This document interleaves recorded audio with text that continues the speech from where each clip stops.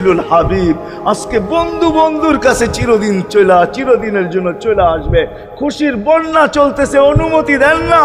আল্লাহ উম্মতকে দেখা রাখবে যে মরার সময় চোখে পানি তো আমাদের জন্য পানি।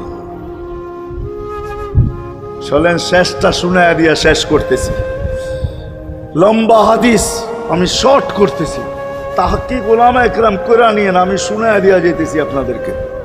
নফকা দুইটা হবে, প্রথমটাকে বলে কিয়ামতের জন্য, দুইবার সিংহায় ফু হবে, একবার ধ্বংসের জন্য, দ্বিতীয়টা হবে নফকাতুন নুশুর বলে এটাকে। দ্বিতীয়টা আমাদেরকে কবর থেকে উঠানোর জন্য হবে।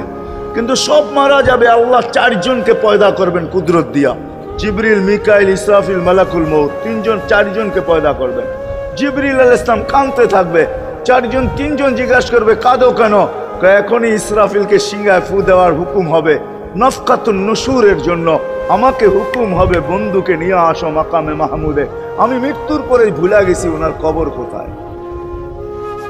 তিনজন বলবে জমিনকে জিজ্ঞাসা করো, তো জমিনকে জিজ্ঞাসা করবে, জমিন বলবে কাদ দাক্কানি আল্লাহু দাক্কা ফানাসিতু।